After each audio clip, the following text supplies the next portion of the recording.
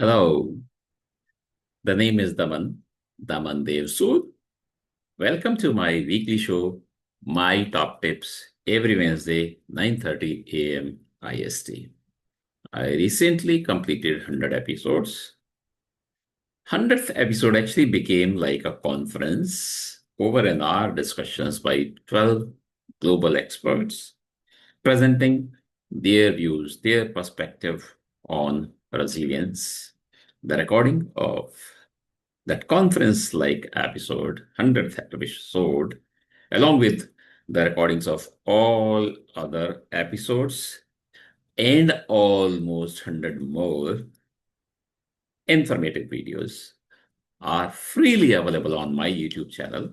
Please go through that if you need to. If you have missed the live shows or if you would like to look once again. Today's discussions in 102nd episode are about this very important concept. I'm calling it fill it, shut it, forget it. To those in India, this may remind of an advertisement by a motorcycle company when they were saying that they had produced a new engine which was so efficient that you would fill the petrol tank, fill it, shut it, and forget it. That was good for that bike, for that advertisement, but this is a big risk for the organizations in their resilience programs or for their resilience program. So I thought of talking about this, raising my point that this is not correct, and I'll tell why and how as well.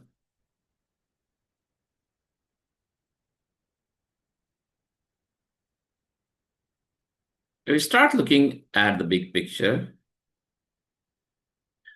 in a recent poll by video, it came out that 61% of leaders say resilience is a priority for them. This is a very good point, no doubt about it. Well, if we look at the number, it's just over 50%.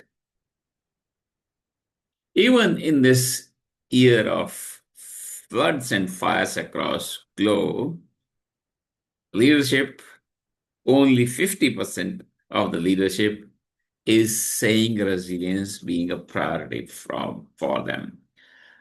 Even if take it to be good percentage, which was my first impression, this is good. It sounds good on paper, but a reality is, or may be different, but I'm still saying is, reality is different with a great degree of confidence, having gone across companies, countries, and industry sectors in different roles. The key question that we need to ask ourselves is resilience prioritized in practice? Do we mean what we say? And the last one, that if we're taking any actions, all actions as planned, then are they effective? Because we started today's discussions with a survey, a mention or reference to a survey. So I would like to bring out my views about a problem that all surveys have, that the results depend upon the way the survey has been designed. That's first point. And that's why I say designing surveys is an art. And the way questions and options have been given. And finally, who are the respondents?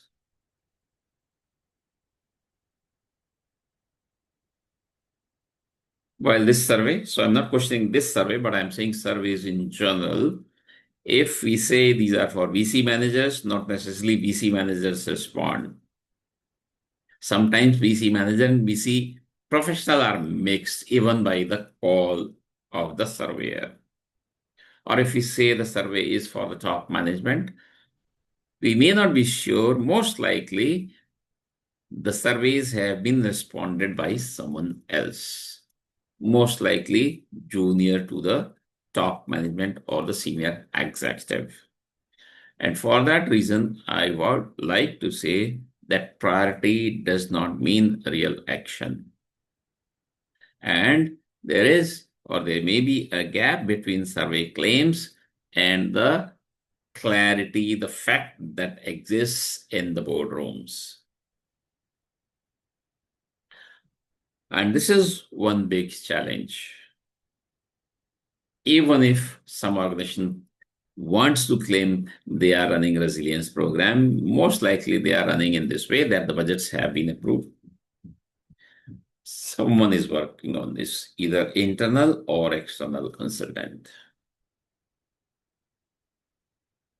So money is available, is being paid, is being spent, but executive time goes elsewhere.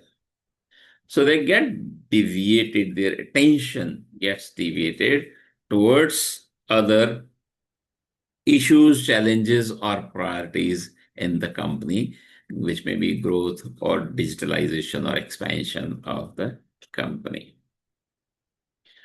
And then, due to this, resilience gets reduced to a checkbox activity.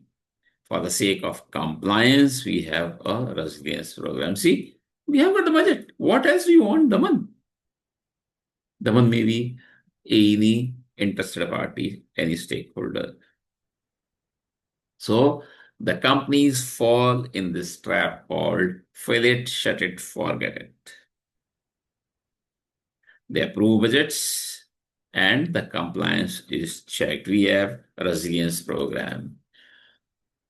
After the budgets are approved and are sanctioned and are being released regularly as required, they wash their hands of this. Their attention gets diverted to other sides.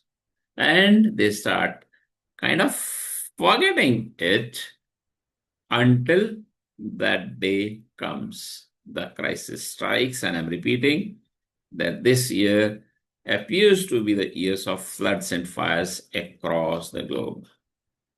So, what happens ultimately is that companies spend money, and I'm again saying whether it is internal team, internal consultants, or even if external content consultants, money is being spent, but resilience is not achieved in true meanings.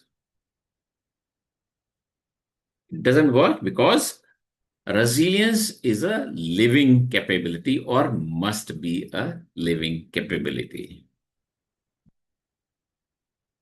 Good documents, whether this is 1 kg, 5 kg, 10 kg plan, or whether it is bronze, silver, or gold plated coated plan, doesn't mean real readiness and resilience.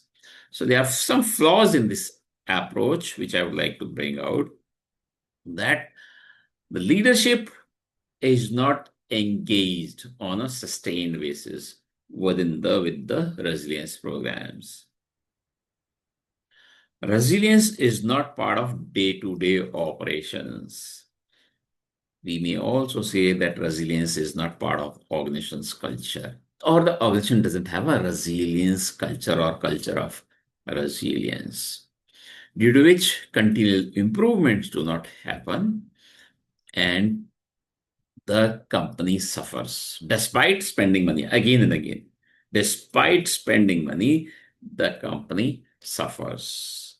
The day they need to use the plans and arrangements, those may not be effective. The usage may not be effective. We might have forgotten also. Even the top management would struggle. So, quickly, my top tips to move beyond this trap of fill it, shut it, forget it. In resilience programs, this call is to the senior leadership. Please stay engaged.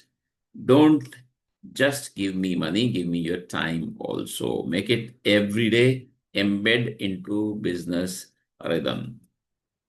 Very easy to say, but it takes time, effort, energy, and resources, money also, to develop this culture of resilience in an organization and measure what matters.